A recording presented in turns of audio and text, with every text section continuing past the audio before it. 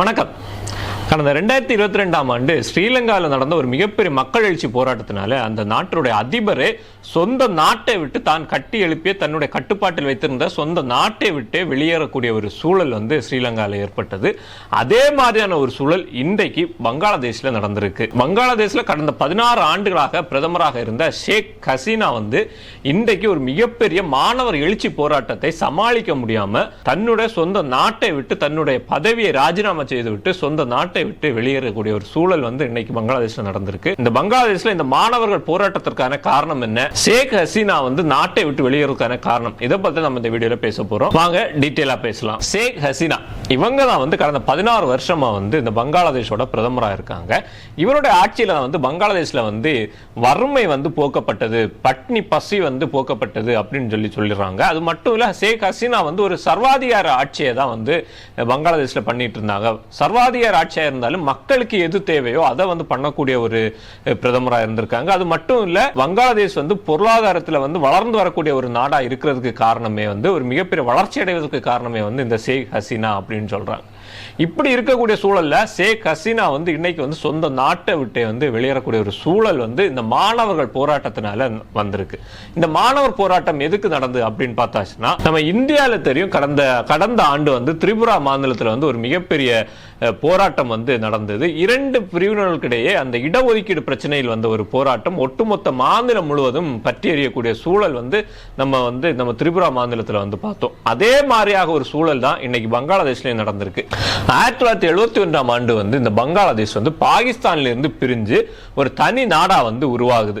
அதாவது 1971ஆம் ஆண்டு தான் பங்களாதேஷுக்கு பாகிஸ்தானிடமிருந்து சுதந்திரம் பெற்று ஒரு சுதந்திர நாடாக 1971 முதல் பங்களாதேஷ் மாறுது. அந்த சுதந்திர போராட்டத்தில் ஈடுபட்ட தியாகிகளின் குடும்பத்தை சார்ந்தவர்களுக்கு அரசு வேலையில் 1/3 பங்கை இடஒதுக்கீடாக வழங்க வேண்டும் அப்படிங்கறது இங்க ஆண்டுட்டு இருக்கக்கூடிய அவாமி லீக் கட்சியோட ஒரு முக்கிய கொள்கையா இருக்கு. அவங்க இந்த சுதந்திர போராட்ட தியாகிகள் குடும்பத்துக்கு தொடர்ந்து இந்த அரசு வேலையில் 1/3 பங்கை கொடுத்துட்டு இருந்திருக்காங்க. இது ஒரு புறம் இருந்தாலும், இதற்கு எதிராக இந்த இடஒதுக்கீடுக்கு எதிராக நாட்டுல பல போராட்டங்கள் அடிக்கடி நடந்துட்டு தான் இருக்குது.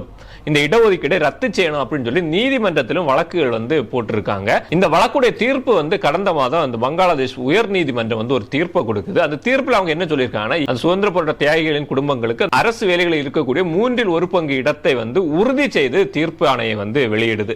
அந்த தீர்ப்பாணை வெளிவந்ததும் இங்க பிரதமராக இருக்கக்கூடிய ஹசீனா ஒரு பிரஸ் மீட்ல பேசுறாங்க. அந்த பிரஸ் மீட்ல பேசும்போது அவங்க ஒரு வார்த்தையை சொல்றாங்க. இந்த நாட்டின் விடுதலைக்காக போராடிய சுதந்திர போராட்ட தியாகிகளின் குடும்பங்களுக்கு அரசு வேலைகளில் இடஒதுக்கீடு கொடுக்காம இங்க இருக்கக்கூடிய ராசாக்கள், அதாவது பாகிஸ்தான் ஒத்துழைப்பாளர்கள், அவர்களுடைய குடும்பங்களுக்கு இடஒதுக்கீடு கொடுக்கணுமா அப்படிங்கிற மாதிரி ஒரு கேள்வியை இந்த ஹசீனா முன்வைக்கிறாங்க ஒரு பிரஸ் மீட்ல. அங்கங்க கல்லூரிகளிலும் பல்கலைக்கழகங்களிலும் மாணவர்கள் போராட்டத்தை துவங்குறாங்க. இந்த போராட்டத்துல அவங்க முக்கியமா சொல்றது என்னன்னா, இந்த இடஒதுக்கீடை ரத்து செய்யணும். இந்த இடஒதுக்கீடு அரசு வேலையில பாராபட்சம் காட்டுற மாதிரி இருக்கு, தகுதியின் அடிப்படையில் வேலை வழங்கணும் அப்படின்னு சொல்லிட்டு மிகப்பெரிய போராட்டம் அங்க வெடிக்குது. இந்த மாணவர் போராட்டம் எப்படி ஒரு கலவரமா பங்களாதேஷ்ல வெடிக்குது அப்படின்னு பார்த்தாச்சுன்னா, இந்த மாணவர்களின் போராட்டத்தின் மீது காவல்துறையும் அங்க இருக்கக்கூடிய ஆளுங்கட்சியான அவாமி லீக் கட்சியின் மாணவர் அமைப்பு, சட்ரா லீக் அப்படிங்கிற ஒரு மாணவர் அமைப்பு இந்த மாணவர்கள் மேல காவல்துறையோட சேர்ந்து தாக்குதலை நடத்துறாங்க. காவல்துறையும் இந்த மாணவர் அமைப்பு இணைந்து அந்த மாணவர்கள் மீது தாக்குதல் நடத்தும்போ இந்த மாணவர் போராட்டம் என்கிறது ஒரு மிகப்பெரிய கலவரமாக மாறுது. இந்த போராட்டத்தில் பொதுமக்கள் இறங்கி போராடுறாங்க. கல்லூரிகளிலும் பல்கலைக்கழகங்களில் நடந்துட்டு இருந்த இந்த போராட்டம் பொது இடங்களிலே நடக்க ஆரம்பிக்குது.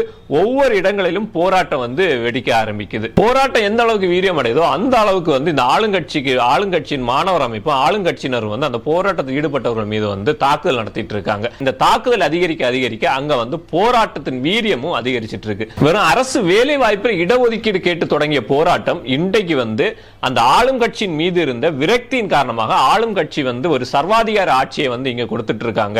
ஆளும் கட்சியில் ஊழல் அதிகமாக நடந்துட்டு இருக்கு அப்படிங்கிற பார்வையில ஆளுங்கட்சியை பார்த்தவர்கள் இன்னைக்கு களத்துல இறங்கி ஆளுங்கட்சிக்கு எதிராக ஒரு மிகப்பெரிய போராட்டத்தை நடத்திட்டு இருக்காங்க. இந்த போராட்டத்தில் எதிர்க்கட்சிகளின் பங்கும் அதிகமாக இருக்கு. ஏன்னா இங்க பங்களாதேஷ்ல முக்கிய எதிர்க்கட்சியாக இருக்கக்கூடிய பங்களாதேஷ் தேசியவாத கட்சி கடந்த 2014 மற்றும் 2024 தேர்தலை புறக்கணிச்சிருக்காங்க. அதுக்கு காரணம் ஷேக் ஹசீனா ஒரு சர்வாதிகார ஆட்சியை இங்க நடத்திட்டு இருக்காங்க.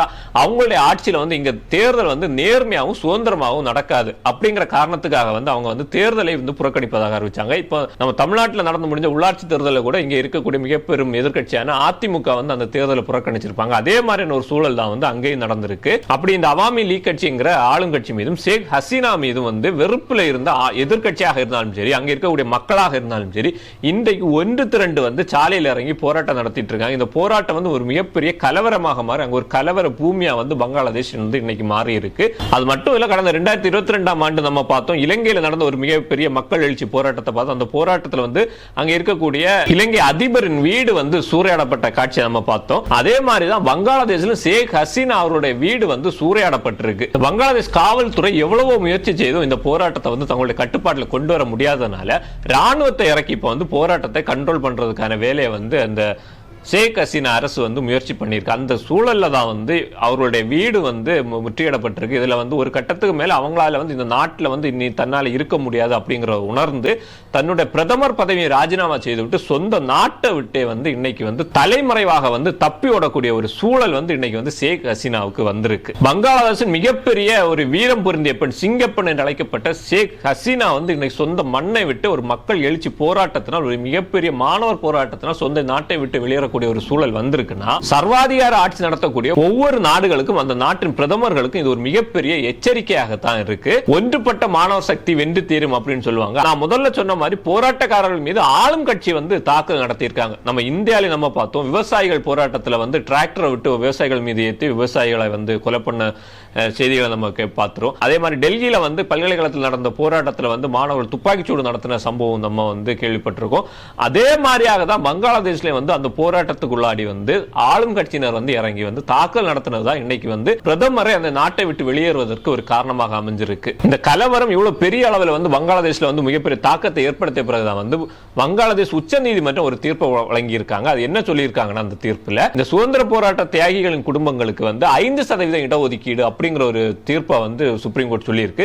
சுப்ரீம் கோர்ட் இப்படி ஒரு தீர்ப்பை சொன்னாலும் அங்க நடந்துட்டு இருக்கக்கூடிய கலவரம் வந்து இன்று வரைக்கும் ஓயாததுக்கு காரணம் என்னன்னு பார்த்தாச்சுன்னா, இந்த அவாமி லீக் கட்சி ஆட்சியின் மீது இருக்கக்கூடிய மக்களுக்கு இருக்கக்கூடிய வெறுப்பு. அது மட்டும் இல்ல, அவருக்கு கீழே இருக்கக்கூடிய அமைச்சர்கள் மீது ஏகப்பட்ட ஊழல் குற்றச்சாட்டுகளை வந்து மக்கள் வந்து சொல்றாங்க. இது எல்லாம் சேர்ந்துதான் இன்றைக்கு வந்து மாணவர்கள் தொடங்கி அந்த இடஒதுக்கீடு விஷயத்தில் மாணவர்கள் தொடங்கிய போராட்டம் இதை வெடிச்சு ஒரு கலவரமாக மாறுவதற்கு இந்த ஆளுங்கட்சியின் மீது மக்களுக்கு இருந்த ஒரு வெறுப்பு தான் முக்கிய காரணமாக இருந்திருக்கு. பங்களாதேஷ் அப்படின்னு சொன்னாலே வந்து இந்த ரெடிமேட் ஆடைகள் உற்பத்திக்கு வந்து மிக பேர் போன இடம். அதிகப்படியான மாணவர்கள் வந்து அந்த ரெடிமேட் கம்பெனிகளுக்கு வேலைக்கு போகக்கூடிய ஒரு சூழல் தான் பங்களாதேஷ்ல இன்னைக்கு இருக்கு. இந்த வேலை வாய்ப்புல இருக்கக்கூடிய அந்த இடஒதுக்கீடு நீக்கினால்தான் எங்களுக்கு வந்து சம உரிமை கிடைக்கும் அப்படின்னு சொல்லி பங்களாதேஷ் மாணவர்கள் வந்து ஒரு மிகப்பெரிய போராட்டத்தை நடத்தி இன்றைக்கு வந்து அந்த போராட்டத்தில் வெற்றி பெற்றிருக்காங்க அப்படின்னு சொல்லலாம்.